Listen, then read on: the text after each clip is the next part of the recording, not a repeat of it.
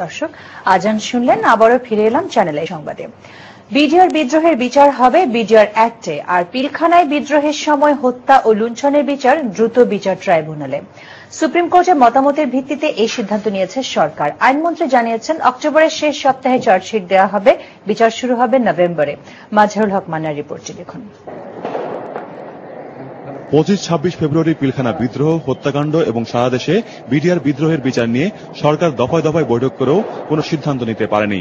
পরে 27 জুলাই আন্তঃমন্ত্রণালয় বৈঠকে সর্বোচ্চ আদালতের মতামত চাওয়ার সিদ্ধান্ত হয়।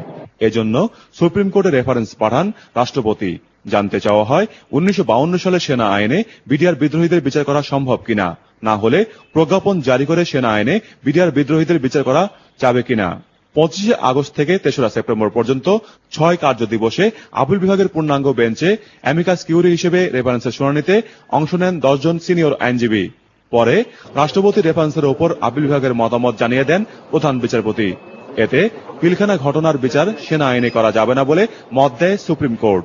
করণীয় ঠিক করতে আন্তঃমন্ত্রণালয় বৈঠক বসে আইন মন্ত্রণালয়ে। রায়ের আলোকে বিদ্রোহের জন্য বিডিআর আইনে বিচার করা হবে এবং সেই বিচার পরিচালনা একমাত্র বিডিআর যে মহাপরিচালক তার নেতৃত্বে যে আদালত হবে সেটা করতে পারবে। ঢাকাও করতে পারবে, দেশের বিভিন্ন জায়গায় যেখানে বিডিআররা বিদ্রোহ করেছে বিডিআর আইনে বিচার হবে।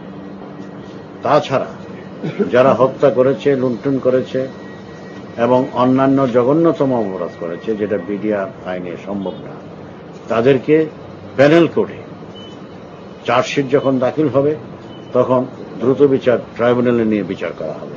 এই সমস্ত অভিযুক্তরা আরো জঘন্যতম অপরাধ করেছে, রাষ্ট্রদ্রোহিতার দায়েও তাদের বিচার করা যাবে। সেটার জন্য দেশের প্রচলিত আইন প্যানেল কোর্টে বিচার হবে।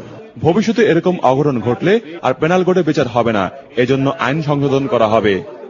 মোটামুটিভাবে একটা সিদ্ধান্ত হয়েছে, আজকে প্রক্রিয়াধীন আছে, নীতিগত সিদ্ধান্ত হয়েছে যে নোটিফিকেশন একটা দেওয়া, যাতে করে যেদিন নোটিফিকেশন জারি হবে সেদিন থেকে আর্মি অ্যাক্ট অনুযায়ী বিডিআর এর এই সমস্ত অপরাধ সংগঠিত হলে বিচার করা যায়।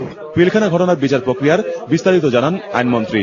তদন্ত কার্য প্রায় শেষ, অক্টোবরের মধ্যেই আপনার চার্জশিট হয়ে যাবে। কাজে বিচার কার্য আশা করা যাচ্ছে নভেম্বরের থেকেই শুরু করা যাবে। আইনমন্ত্রী নিশ্চিত করেছেন, স্বচ্ছ বিচারে সকল অভিযুক্তই আত্মপক্ষ সমর্থনের সুযোগ পাবে। মাজহারুল হক মান্না, চ্যানেল আই, ঢাকা। দ্রুত বিচার আদালতে পিলখানা হত্যাকাণ্ডের বিচার